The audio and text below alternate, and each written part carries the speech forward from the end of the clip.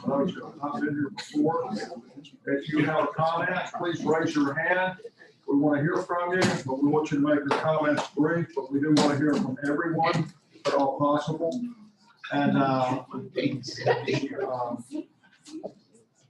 Morris, do you have anything? We have a lot of visitors today. I don't think I've seen this many visitors since I was a visitor.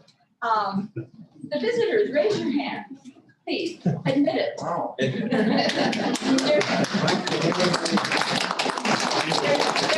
Utah, Washington, somebody just moved here from Connecticut, and isn't that wonderful?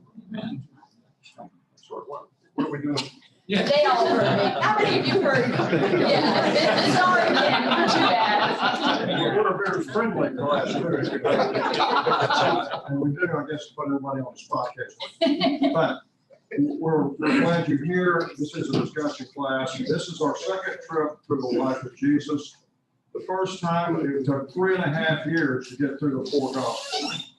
Doug Tilstra teaches, writes our lesson each week. He's a former teacher here from Southern. He transferred to Walla Walla. He's in charge of student life at Walla Walla now. He writes our lessons each week. We send them out to those that are in the class. If you'd like to get on our email list, please join me after the class and we'll sign you up. We send the lessons out every week. Doug is teaching today from Walla Walla via Zoom. And I can tell you that lives were changed 6 years ago when we started this class on the life of Jesus. We started it 10 years ago. But things changed when we did our first journey through the life of Jesus. And we've just started. We're about 30, 40 pages into this harmony now. We're into the first tour of Jesus. And I don't know if Doug is, yes, you are back. Yeah, Doug had to reboot, but he's in. I'm back. Great. And we welcome all of our folks on Zoom this morning. Glad you're with us. And you know the drill too. Just raise your hand or let us know or let Abner know that you have a comment. And we will want to hear from you and we'll get you in. With that said, why don't we start with just a short prayer. Father, we're so grateful that we're here on a holiday that means so much to us here in this nation. This nation, as we all know, is a living miracle. In spite of the problems we've had, this is still the greatest place on earth to live, the greatest place on this planet. We know that. Those that have studied history know where we stand today. We're grateful that you are still in this world, that you still move through this earth, urging people to do the right things and follow your great message. Be with Doug today as he takes us down another journey into the life of your son, so that we can get more meaning and more benefit as we go through our journey for the rest of it. We ask these things. Jesus.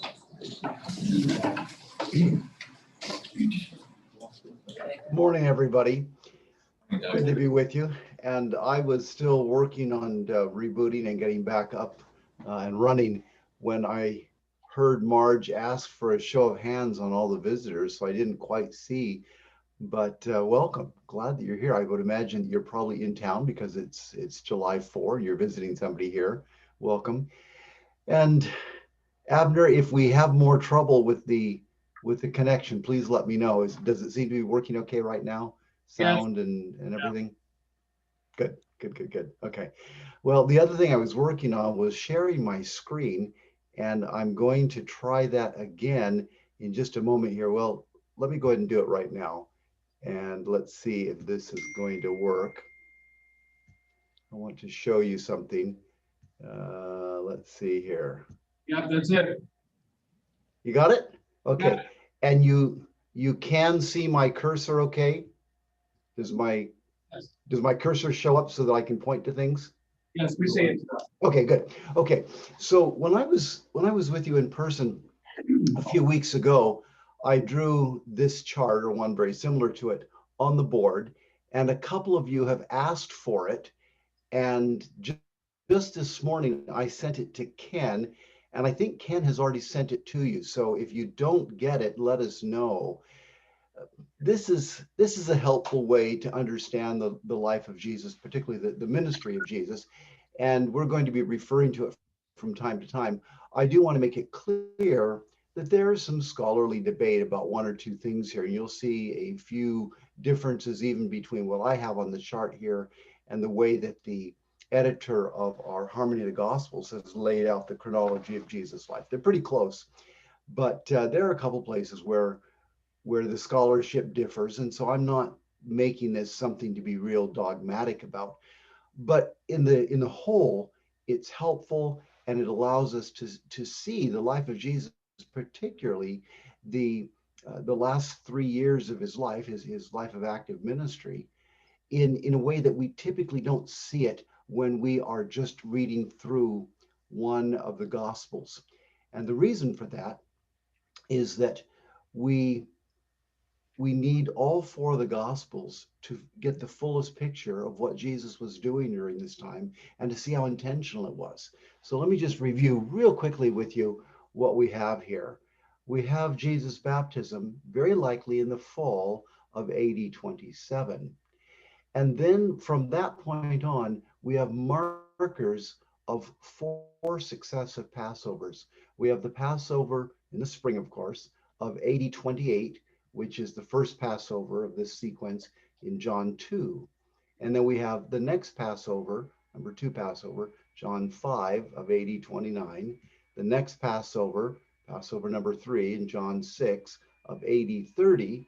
And we have the final Passover that is AD 31 in John 18 of Jesus' crucifixion. And if it were not for John giving us these 4 successive Passovers, we wouldn't be able to tell how long Jesus' ministry was, because John is the only one that gives us these 4 successive Passovers. In the in the synoptics, Matthew, Mark, and Luke, we don't have those given. And in fact, really all that the synoptics do is focus on this period right here between AD 29 and AD 30, which is known as Jesus' Galilean ministry. And that's where we are today in our study. It's only because of John that we see this year here, which was really the first year of Jesus' ministry, his Judean ministry. If it weren't for John, we wouldn't see that. Now, the interesting thing is that John spends almost no time on this. He spends quite a bit of time here and here, and it's the synoptics that really give us this part of Jesus' Galilean ministry. So that's one thing, just to review you, and we can talk more about some of this another time. But today, we are dealing with things that are still very early here in Jesus' Galilean ministry. And I also drew the map of the area where Jesus spent most of his life. If you see, this is the Mediterranean Sea. Here's the Nile River coming up into Egypt with the Delta area here. The features of the land where Jesus lived are really defined by 3 bodies of water, in that you have the Sea of Galilee up here in Galilee where Jesus grew up. And then you have the Dead Sea down here nearer to Jerusalem, which Jerusalem sits right about here. And you have the Jordan River that runs in between.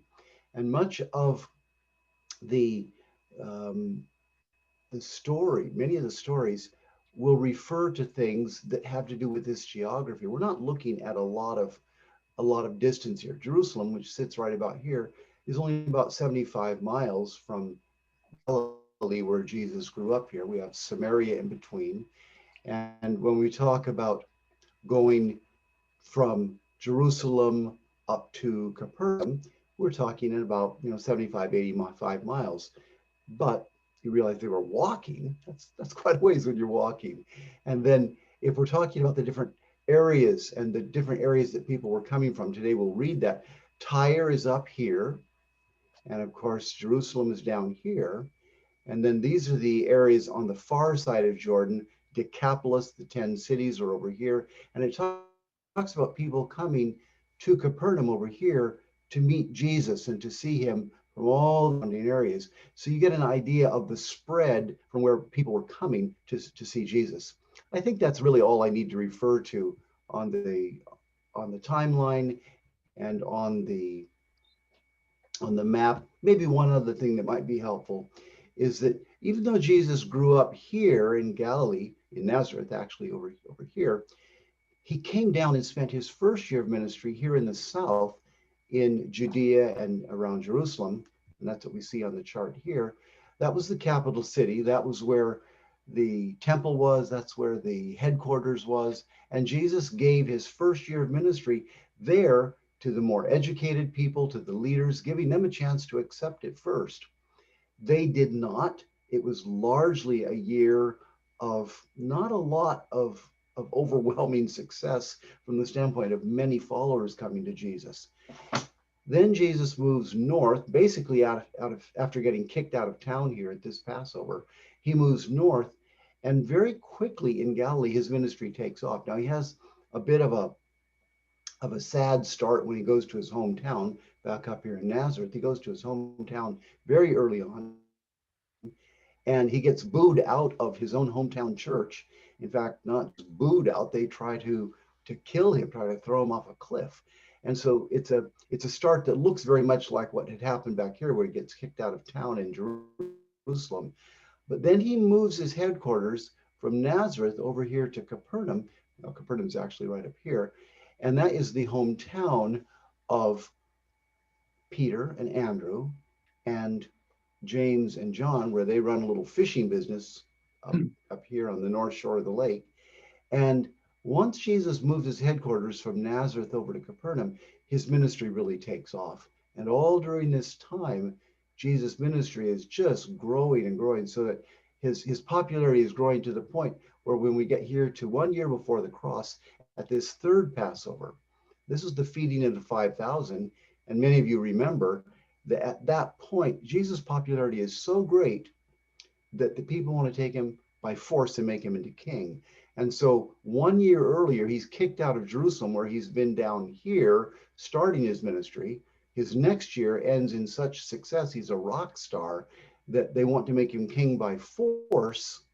And then, of course, we have this last year that some very interesting thing happens, so that a year later at this Passover, he is crucified on a cross on Passover as the king of the Jews, whereas here they wanted to make him king a year earlier. Very interesting to see the progression of what Jesus is doing each of these years, and his strategy in reaching different people and how he works to reach them. So that's the big picture. Let me stop sharing this screen and get back where I can see you, and you can see me and not the chart.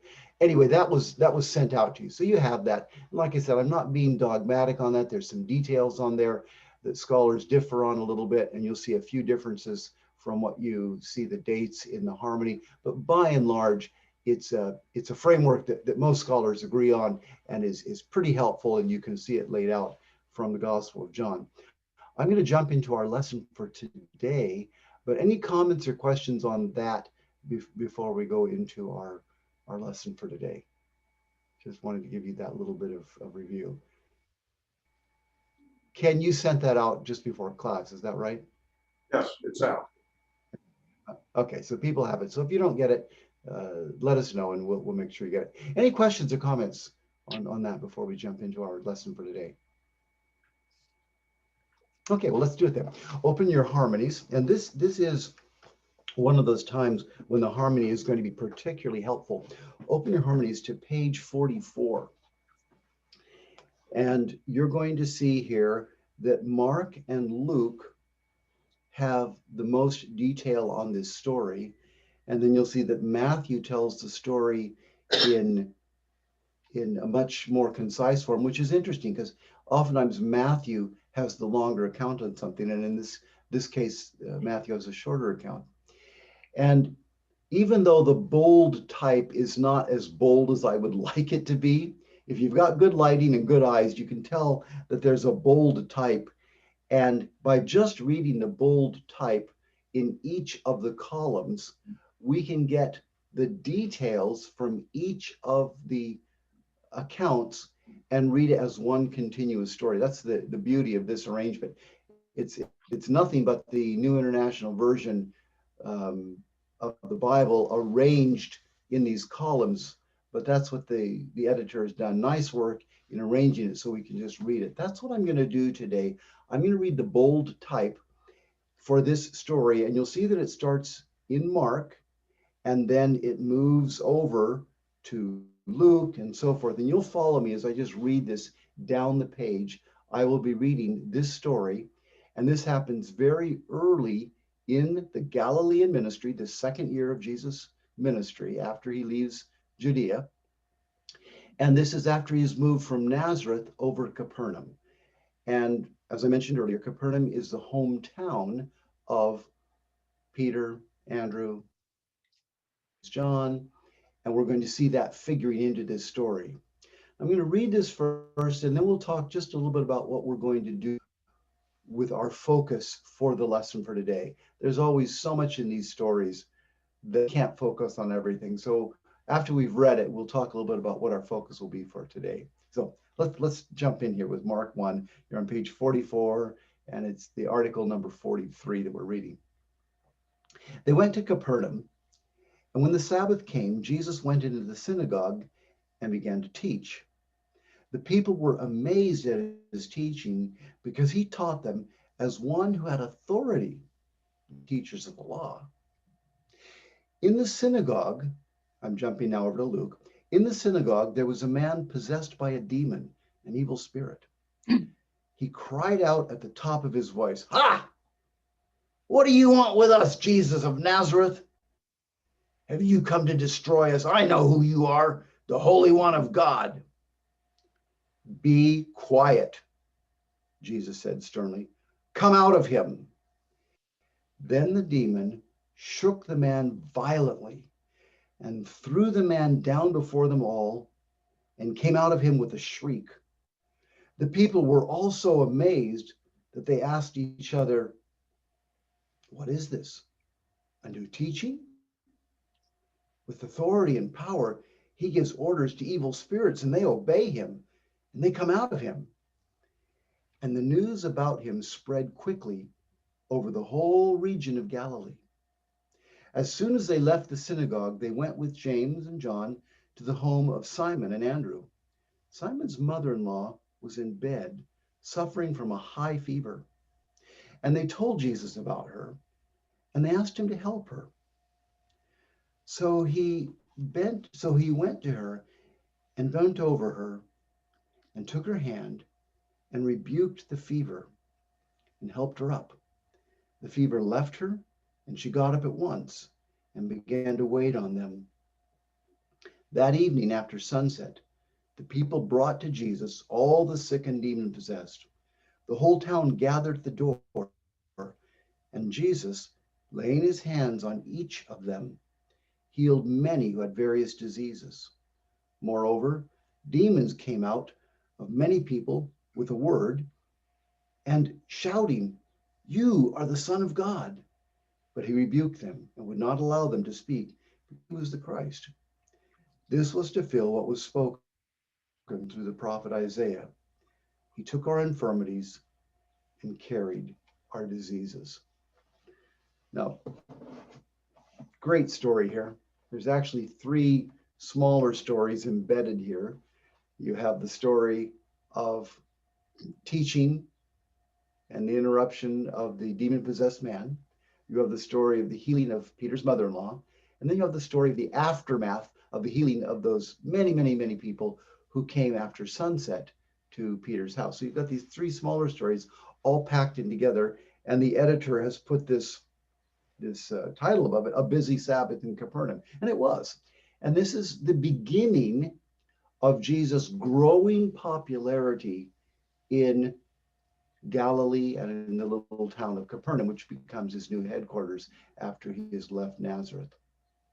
Now, there's one more part to this story, and it's the next morning, and that's in number 44. We won't read that yet, but let me tell you where we're going to focus.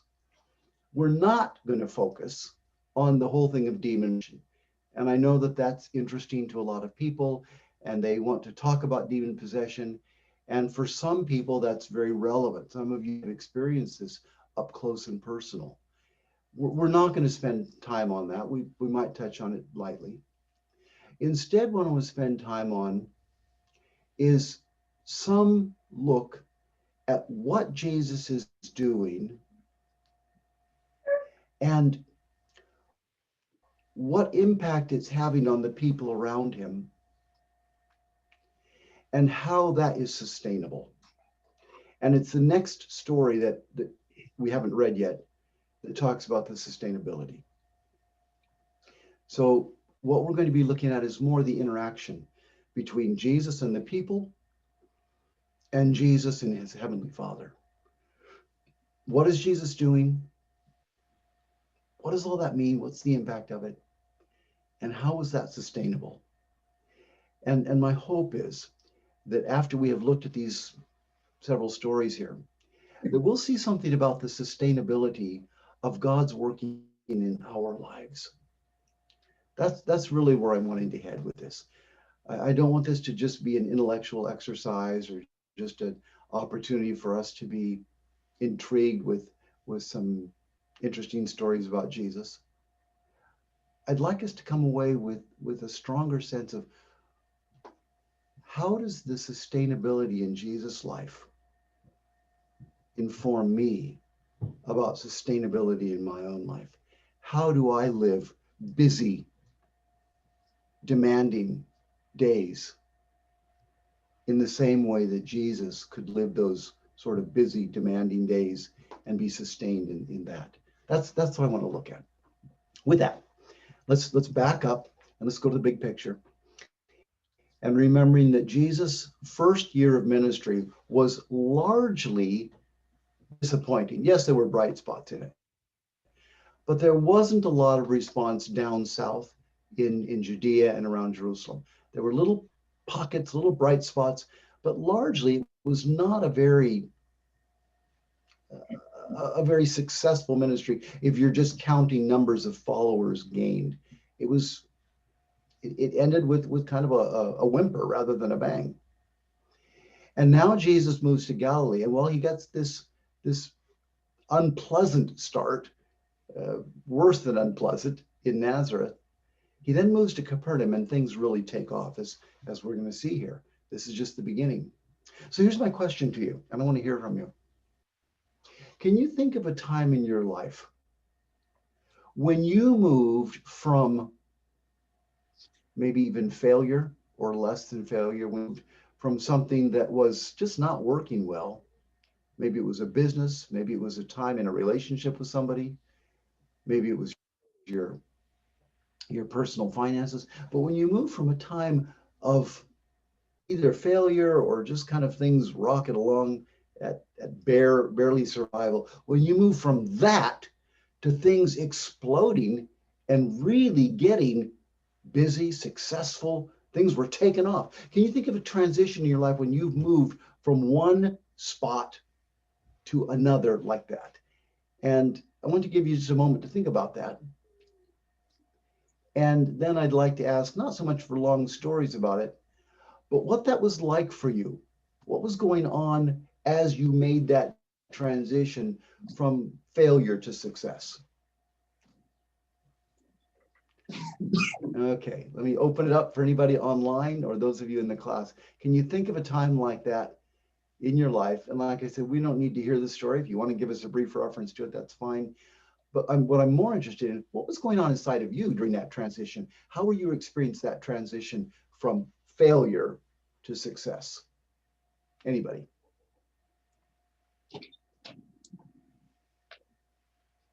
I know we have some students here. Maybe academically, you turned your GPA around from a 1.3 to a 3.9, and you experienced that big turnaround.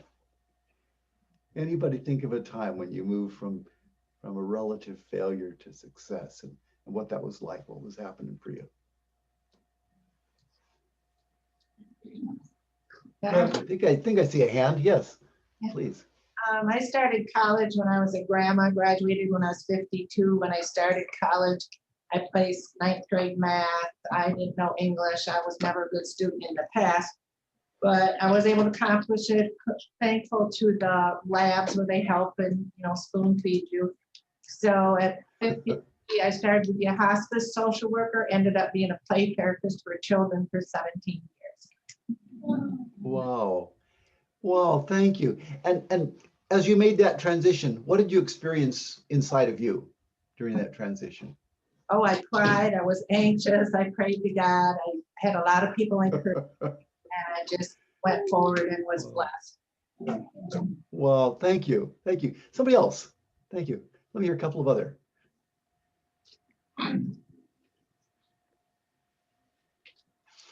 Anybody else?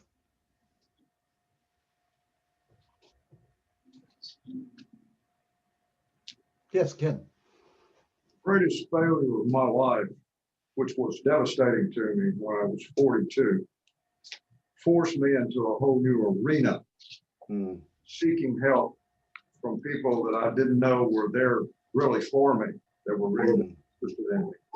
Because failure devastated me. It's why we're sitting in this room today. Amen. Yeah. Thanks, Ken. Thanks. Okay, anybody else? Anybody online?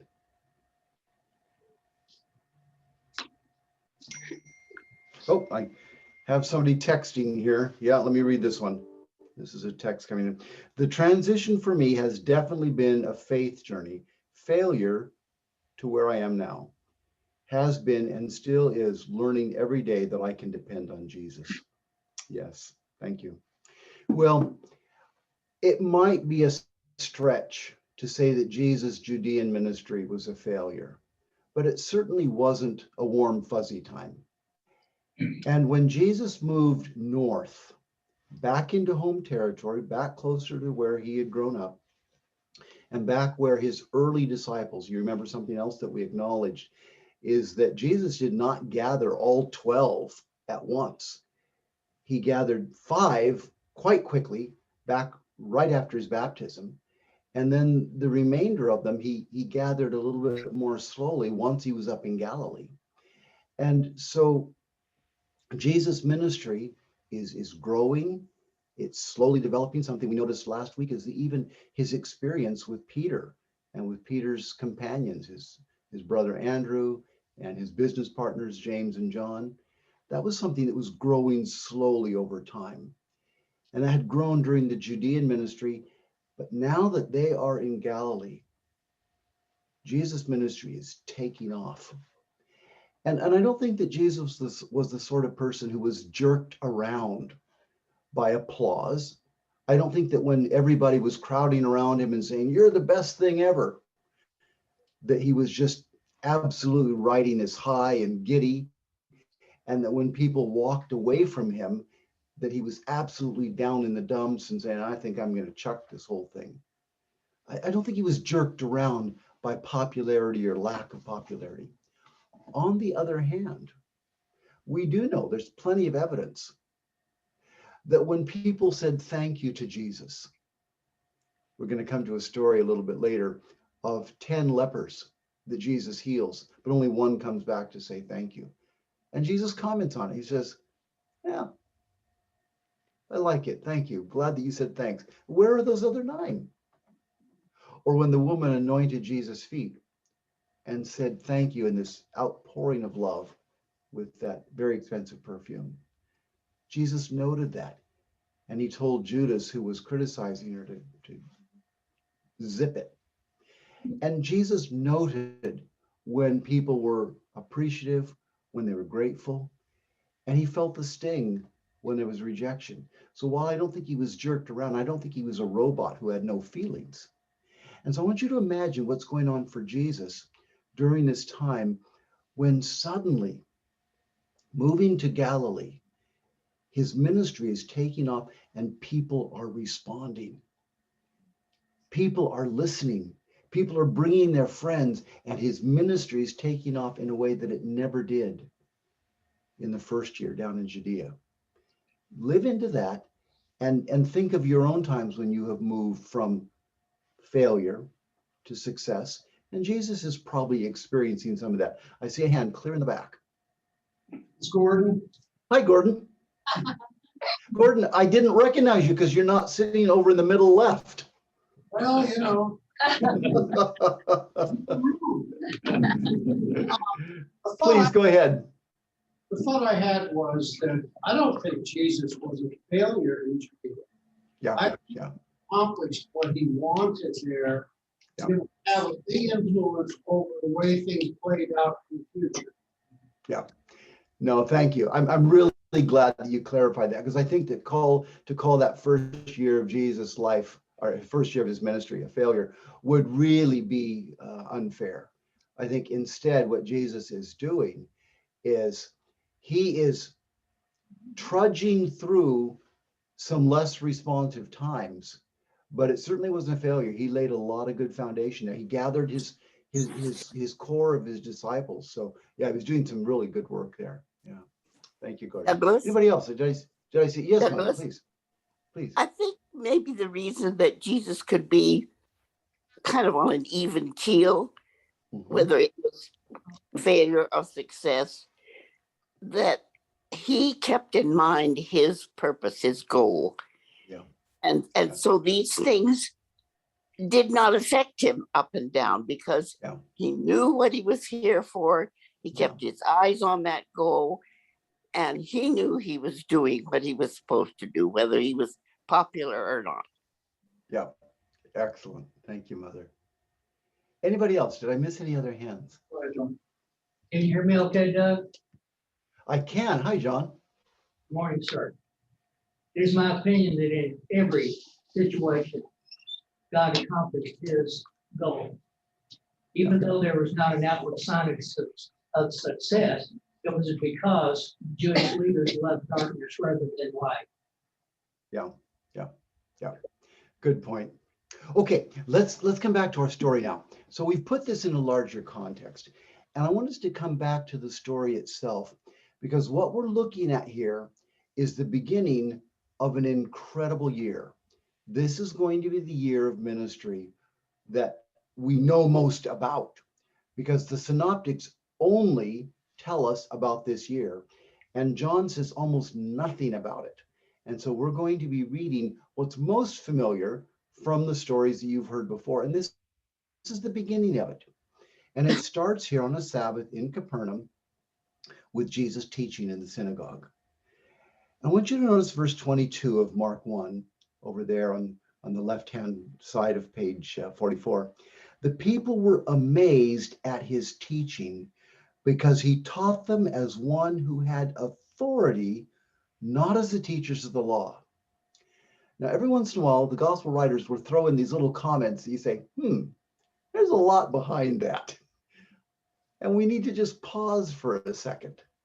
The people were amazed at his teaching because he taught them as one who had authority, not as the teachers of the law. Let's unpack that just a little bit. Mark makes that comment, and then Luke actually comes back to it in his account and says a little bit more about it. But let me just unpack that with you. What's Mark trying to tell us here about what attracted people to Jesus, why they hung on his words, why his words were so powerful, how it was different than anything they'd heard before? Unpack this just a little bit. What is this saying? Talk to me. Douglas? Yes, Mother. Uh, yes, I hear you. From what I read, most of the rabbis did not have an original thought. They were quoting others from the past, and then they would just have kind of a discussion and an argument about which one of the past rabbis was right and which was wrong. They didn't, and Jesus didn't do that. His teaching was new and original, not digging up the past, what had been taught in the past. And that was intriguing to the people, that they were hearing these new, interesting, thought-provoking things. Good. Thank you, Mother. That's certainly a part of it. There's more. Let me hear from others. What else do you think is going on here? Doug? Yes, please. Mark tells how Jesus taught with authority, but he doesn't say what Jesus taught. So I am wondering if the content of Jesus' teaching might have been parts of what we know as Sermon on the Mount. And if so, Yeah, yeah. every single word was laden with heavy meaning. Yes, yes. What Yeah. he said, and everything just really struck right to the heart. Yes.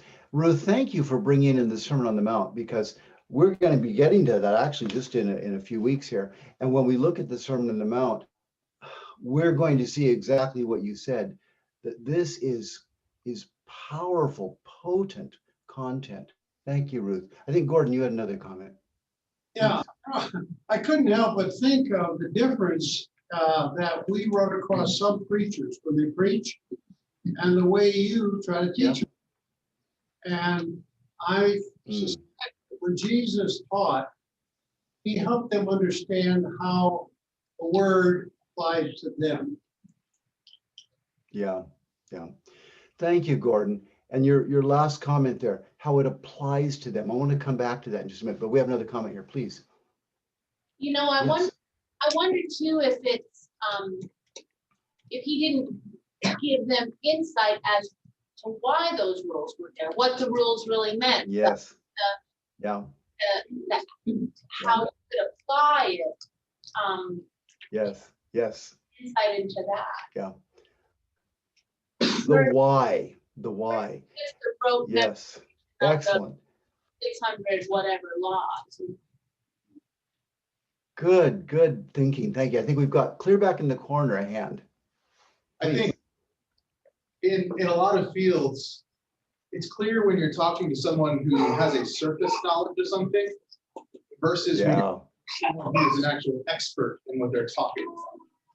There is a clear delineation.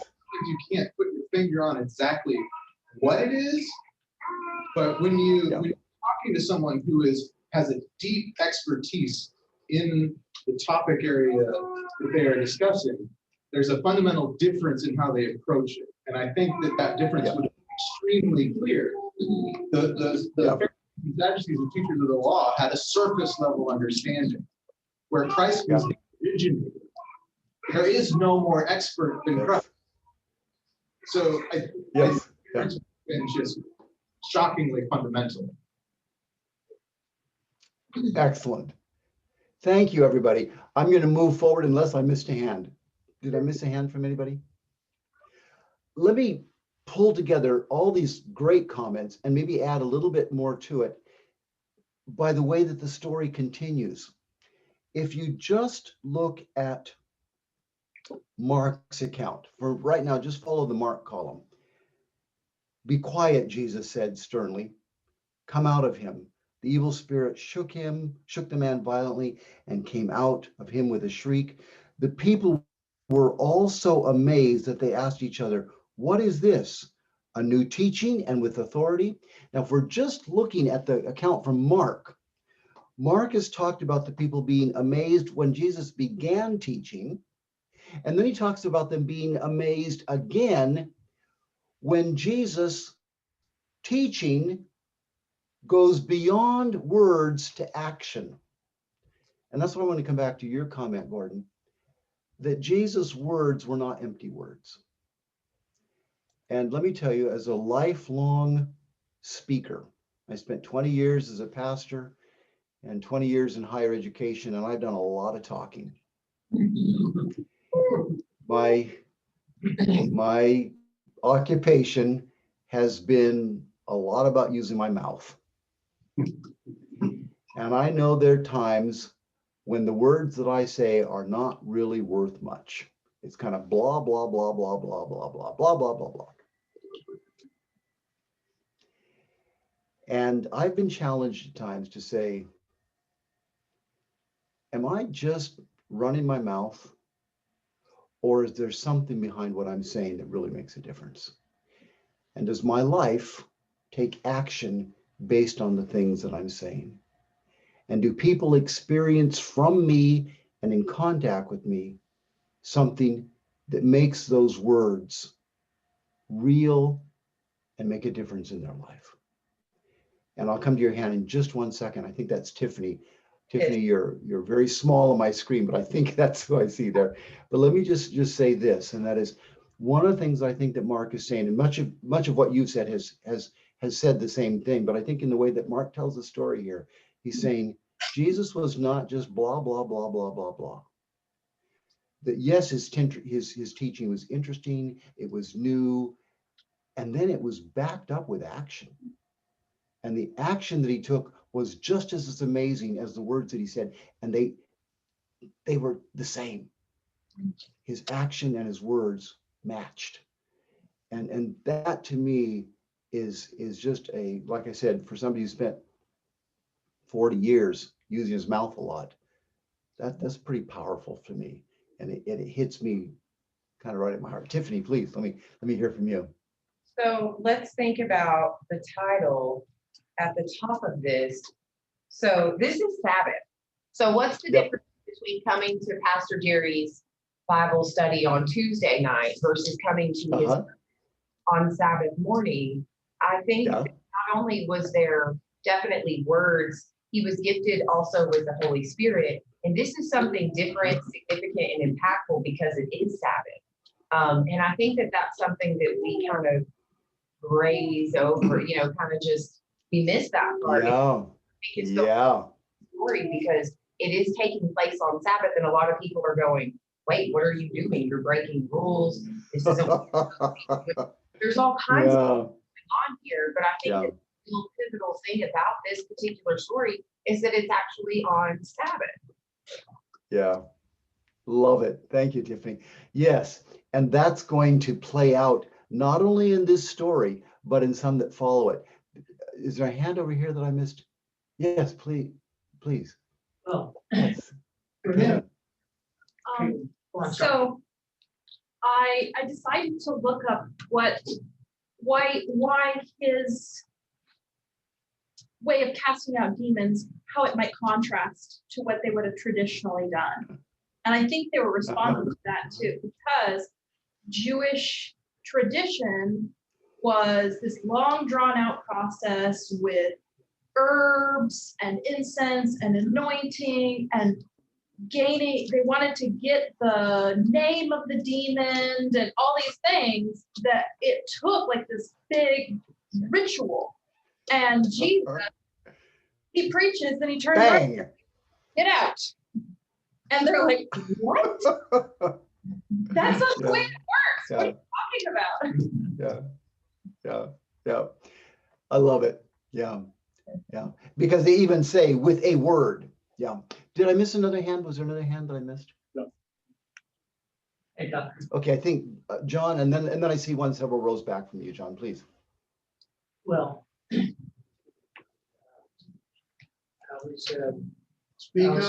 sorry. I'm fumbling around because I had two thoughts, but here it is, Sabbath. And according to you, you can't even help anybody unless they're dying on Sabbath. Yeah. And here it is, Jesus says, wait just a minute, this guy's not going to die if I don't cast the demon out, but I'm casting the demon out on Sabbath because I'm concerned with their health, not just spiritually. And what are you going to do about it?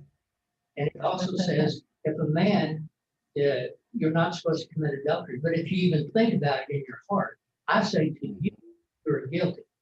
So he taught with authority whenever he spoke like that. I say unto you. And he said unto the demon, get out, and he did. Yeah, excellent. Let's take the hand that was, thank you, John. Let's take the hand that was behind you.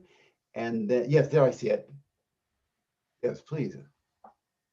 I was actually thinking right along the same line as John. Jesus not only took what they say, but he magnified it. He went to the intent behind it. When they said, the law says don't murder, but I say don't be angry with people, don't hold grudges. So he magnified it, raised them up to a higher standard. Yes. Almost like the way it was taught by the teachers of the law was just the basics. He's like, we're going to get to intermediate and advanced here. We're not even going to hold on to. Yes, excellent. Good thoughts. Let's come back to the passage and look now at Luke's comment down near the bottom of the page, Luke 4, verse 36. All the people were amazed and said to each other, "What is this teaching? With authority and power, he gives orders to evil spirits, and they come out." And the news of him spread quickly over the whole region of Galilee. Now, I'm going to transition here just a little bit because this is a local story, but the local story spreads. And we're going to see by the end of our story, I've got to watch our time, we're really quickly running out of time, but we're going to see that it's going to spread way beyond Galilee. And part of the reason that these stories are told is to show us the progression of Jesus' ministry and the growing of his popularity. But let's stick on the local level for just a moment longer. And let's look at the story, very local, in one home of one sick woman who is the mother-in-law of Peter. And all the synoptics tell this story, and they all give slightly different details. Matthew has the least detail. Mark and Luke have the most. Let's look at that again, starting in Mark 1, verse 29. As soon as they left the synagogue, they went with James and John to the home of Simon and Andrew. Simon's mother-in-law was in bed, and leave it to Luke, who's the physician, to say not only was it a fever, what kind of a fever was it? Severe. It was a high fever, a severe fever. Luke is giving us that little bit of extra medical information there. And they told Jesus about her, and they asked him to help her. So he went to her, bent over her, and took her hand and rebuked the fever and helped her up. The fever left her, and she got up at once and began to wait on them. Now, something similar, Caitlin, like you said a minute ago, that this was not a long drawn out process either. Jesus speaks and takes her by the hand, and she's up. She's healed. Gordon, comment, please. You know, when I think about it, he did more than take her fever away. He healed her, meaning the weakness he had from being sick was gone. In other words, he made her whole. Yes, I love that phrase, Gordon. He made her whole.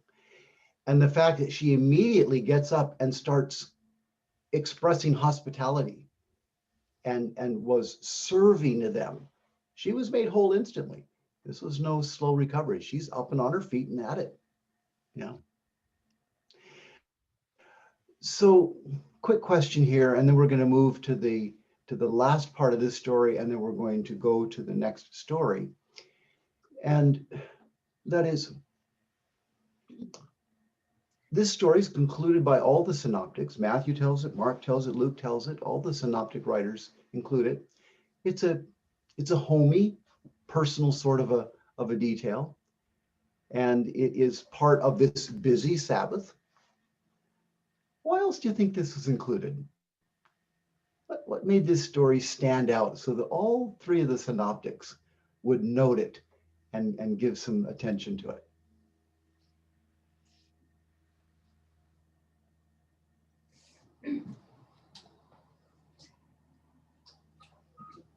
Anybody? Go ahead, Doug.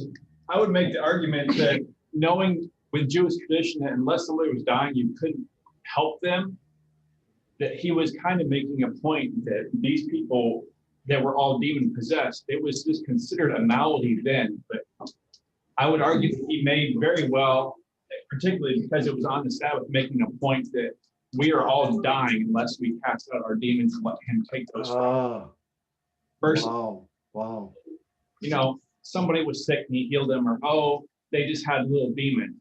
The specific instances given here was somebody with a really high fever, which means she may have not lived from it, and a specific demon possession of, this is something that is going to kill you. And I broader point being made there that this is not just a simple malady he's healing. Yeah, wow. So if I was to tie this, I think what you're doing is tying this in with the Sabbath. The Sabbath is really a day for healing. And Jesus is healing us from our spiritual and physical stuff that is really fatal. And the Douglas, Sabbath is to bring that. Yes, please, Mother. it's interesting that Jesus did the healing in the synagogue on Sabbath, and he healed Peter's mother-in-law on Sabbath. But it specifically says that everybody else did not come until after Sabbath. After the sun went down. Now, there must be some significance there that maybe they still didn't get it, and they're thinking that Jesus can't heal them on Sabbath, or they'll be breaking the law if they come on Sabbath.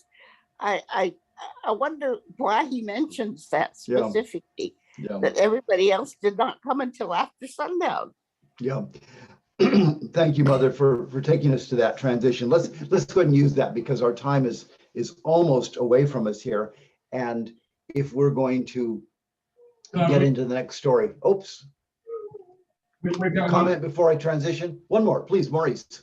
I hope this isn't too off track, but we're saying memorizing all the first 5 books of the Bible, they knew God's word from them, you know, like creation when God. There was a lot of memorization of scripture, yeah. So he spoke and it was created and it was good. Yep. So I was thinking he spoke the word to this demon and she was made good. That's just in my mind as people were talking. Excellent. That's excellent thought that the word of God is powerful at creation, powerful in Jesus' word when he speaks and it happens. Okay, I have one comment here online and I'm going to read that and then we're going to move forward. How thoughtful for God to show that while he is there to free us from the big stuff, he also frees us from all other real life issues as well. And I would agree with that. Excellent comment. And that is that here is somebody at home who's sick, couldn't go to church that day, and Jesus heals. It's a homey, down to earth sort of a picture. And if I would add one other piece to it, this is Peter's mother-in-law. And Jesus has just invited Peter to go on the road with him full time. And he's filled his nets with fish to remind him, I can take care of all of your financial stuff. I can take care of your domestic stuff too.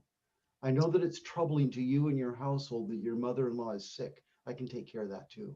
And I think there's something very personal here for Peter at the beginning of a very busy year, because Peter is going to be traveling on the road, gone from home a lot. And Jesus does 2 things for Peter before they head out on the road full time. He fills his nets with fish, like we studied last week, and he heals his mother-in-law. He says, I can take care of your family. And I think there's richness there that we could dwell on and just say, God is concerned about those things that concern us, our finances, our families. And he wants to let us know that he can deal with those too. So I'm sorry that we're not able to spend more time on that. Let me go back to the comment that my mother made, because I think there is a reason to tie these together. And that is, if you look then in the account from Mark 1, verse 32, middle of the page, that evening after sunset, the people brought to Jesus all the sick and demon possessed. Sabbath ends at sunset. And so as the sun is setting, these people start crowding around the door. Look at the way that Luke tells the story. Look at just to the right of that in the right-hand column, the Luke column. When the sun was setting, the people brought to Jesus all who had various kinds of sicknesses, and laying his hands on each one, he healed them. It's as if the people, and I won't spend a lot of time on this because I really want to get us on to the last part of the story, but it's as if the people are watching the horizon. And the moment the sun starts dipping below the horizon, they are beelining their way to Peter's house and lining up outside the door where Jesus has been all Sabbath afternoon. Now, we could speculate on a number of reasons. I would say that probably the simplest reason is fear. At this time, even though Jesus is an amazing teacher and teaches so much better than the religious authorities, they still have a lot of fear and respect for those religious authorities. And those religious authorities are going to be criticizing them, and worse, if the people step out of line. And since they realize that the religious authorities don't like Jesus healing on Sabbath, they don't want to risk having the anger of the religious authorities against them for coming to seek healing on Sabbath. And so they wait and they come after sundown. I think that's probably the simplest explanation. Yes, please, Dwayne. My Bible says in the footnote that Jewish law says they're not allowed to carry anything. Ah, And that's, good point. they waited till after sunset to bring, which required Yep. some of these people that were sick or demon. Yes. Excellent thought. Thank you, Dwayne. Oh, I see another hand clear in the back. Thanks, Dwayne. Let's go to the hand in the back. I want to add that we can participate, and Jesus is really maybe not as powerful as that Jesus. I pray for others. And I'm saying this because I had one experience that changed my life forever. Uh-huh. Because I never thought I could think anything about it, or anything like that. But one night, 11:30 at night, I got a phone call. Uh-huh. And I said, who's calling me at this time of night? And when I picked up the phone, a brother from my church called me and said, I'm sorry, Sister Imelda, that I'm calling you late. But I haven't been able to sleep for a month. And I saw it. I saw in the dream that I called you before. And that was the hardest thing for my mind. Like, are you kidding me? And what like the exasperation said, what is he talking about? But I submitted anyway, and I prayed for him. And the next Sabbath, when I got to church, his wife came to me and said, since you prayed for my husband, it's been like, oh. And my response was,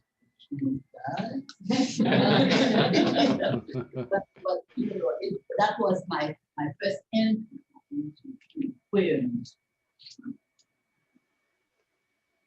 I'm telling you, you can participate in this ministry. You pray for others. You know that they are sick. Pray for them. You can't do anything else, just pray. Yeah. Thank you. Thank you. I'm going to move us to the last part of the story. We're just almost out of time, and I want to make sure that we have time to not only read the last part of the story, but to apply it to our lives. Because I said that what I want us to come to is the sustainability. And the sustainability, Jesus has a busy Sabbath here. There's a lot of demand on him. This is not a relaxing Sabbath for Jesus. There's quite a bit of demand that we haven't even really focused on, but you just track through the day. There's quite a bit of demand on him. And then he's up late into the night. That evening after sunset, the people brought to Jesus all the sick and demon possessed. The whole town gathered at the door. The town of Capernaum at this time was probably about 1,500 people. It's not huge, but that's a lot of people to line outside your door. And Jesus healed many who had various diseases. Moreover, demons came out of many people shouting, "You are the Son of God," but he rebuked them and would not allow them to speak because they knew he was the Christ. Another interesting point that we're not going to pursue, but why did Jesus tell some people to speak and other people he told not to speak? We'll have to pick that up another time. And then coming to Matthew's comment, this was to fulfill what was spoken through the prophet Isaiah. He took up our infirmities and carried our diseases. And again, we could have chosen that as the focus, and I'm sorry that it's a rich piece that we're leaving on the table, but just take this much of it. It took something out of Jesus, not just on the cross, but day after day to do what he did for us. He took up our infirmities, and carried our diseases. There's a picture here of this toll that it's taking on Jesus. And I don't want you to miss that. Now let's go to the final story. It's a late night after a long day. And here's how the story goes on. Again from Mark. Very early in the morning, while it was still dark, Jesus got up. Now catch the significance. Long day, late night, emotional exhaustion. Very early in the morning, while it was still dark, Jesus got up, left the house. And who knows how many people were sleeping in that little house of Peter's? Jesus may have had to quietly step over snoring sleepers as he makes his way out of the house. Very early in the morning, while it was still dark, Jesus got up, left the house, and went off to a solitary place where he prayed. And just pause with that for just a moment.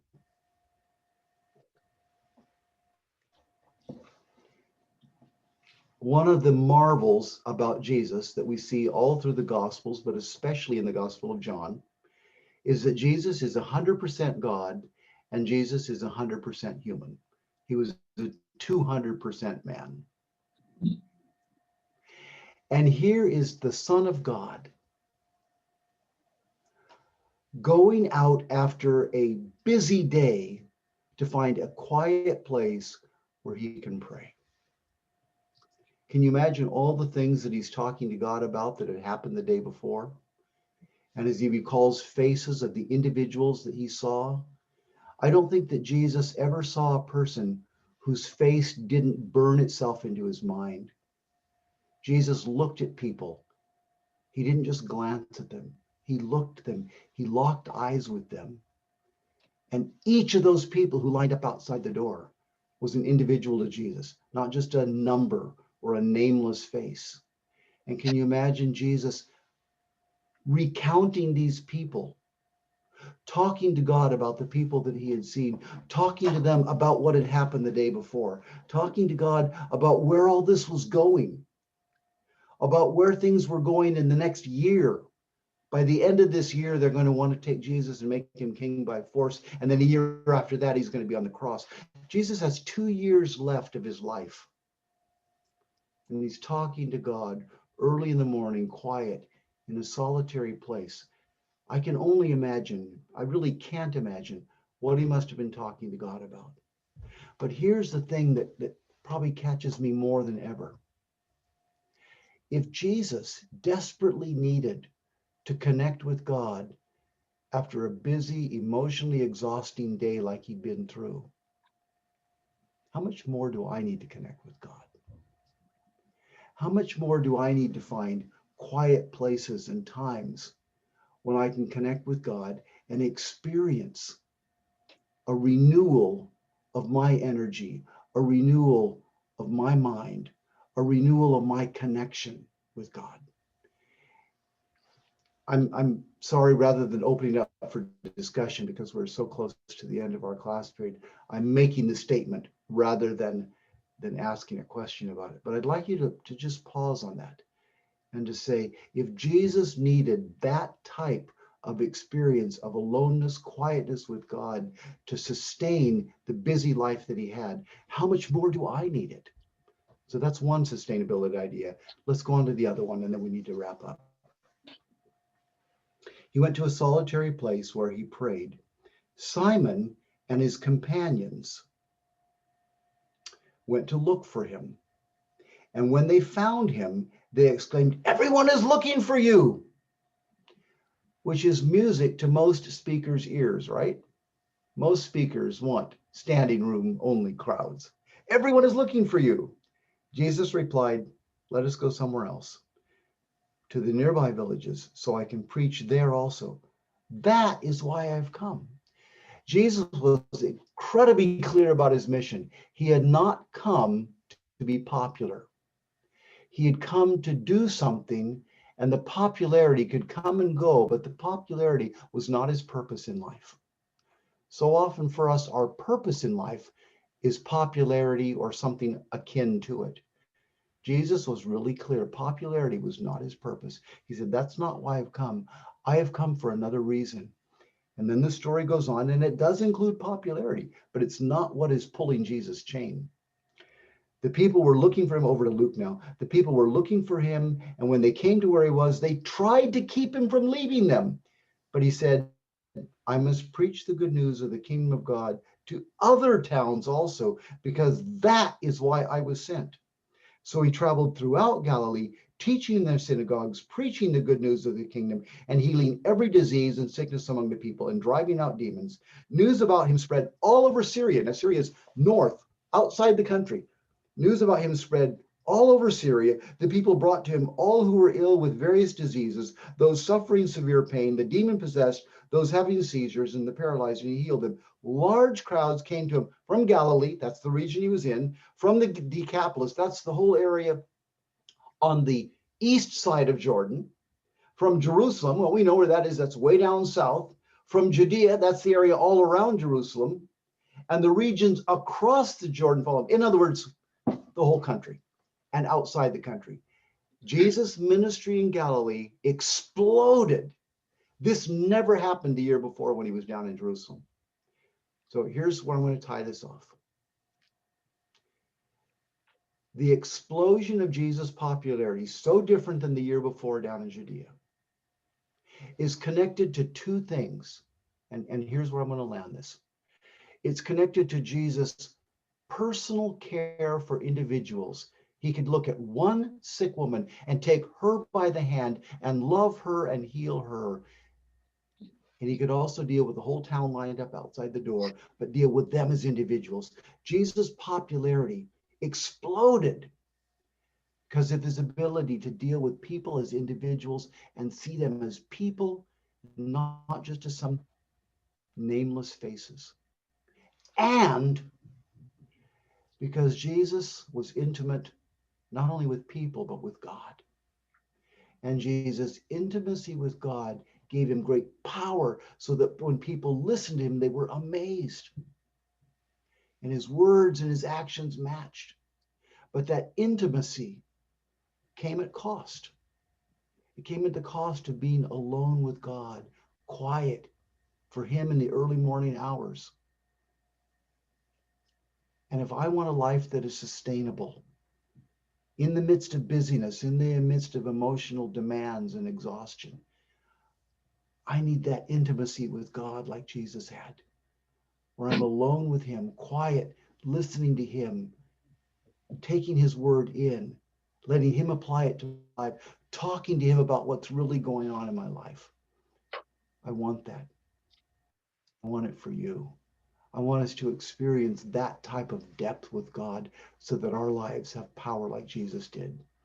Well, I've run us just a little bit over, and I know some of you have to go get your kids from their Sabbath schools. Ken, I'll turn it back over to you. Sorry for running over time here.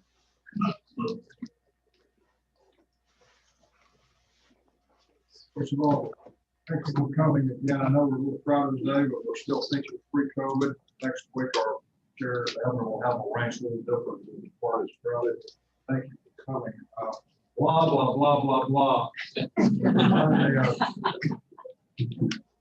I have two sons and I have two daughters. I thought I had boys with, I had some with four girls. So the oldest daughter got to the point that she doesn't like the clothes that Jimmy was giving her. And so it became a big issue. And I didn't know that all the girls go through this. And so I said, this is ridiculous. I'll take her to the mall. We'll get something. So I'll handle it. Don't trouble yourself. So we go to the mall, and after about an hour, I said, you like this? No. You like this? No, no, no, no. So finally, she comes back with a little blouse. Okay, great. And what it said was on it, I see your lips moving, but all I hear is blah, blah, blah, blah, blah. That is not the case if you know just to hear what's happening. It's just not blah, blah, blah, blah, blah. But Doug teaches things happen, and even though I've studied this so many times, I found something new today. found something new because you were teaching. It's just amazing every time you do it, that we get enriched, we get empowered, go out here. If you want to be on our email list, see me after the class. I'll be happy to sign you up. Please come up. And again, we'll have more chairs next week. Okay, let's teaching hours. Dear Heavenly Father, thank you so much for your wonderful love that you have been with us today and spoke to our hearts. Pray that you'll be with us through this our Sabbath, that we will find the Sabbath rest that Jesus taught and share it with you. Be with us throughout this coming week. We love you so much. Thank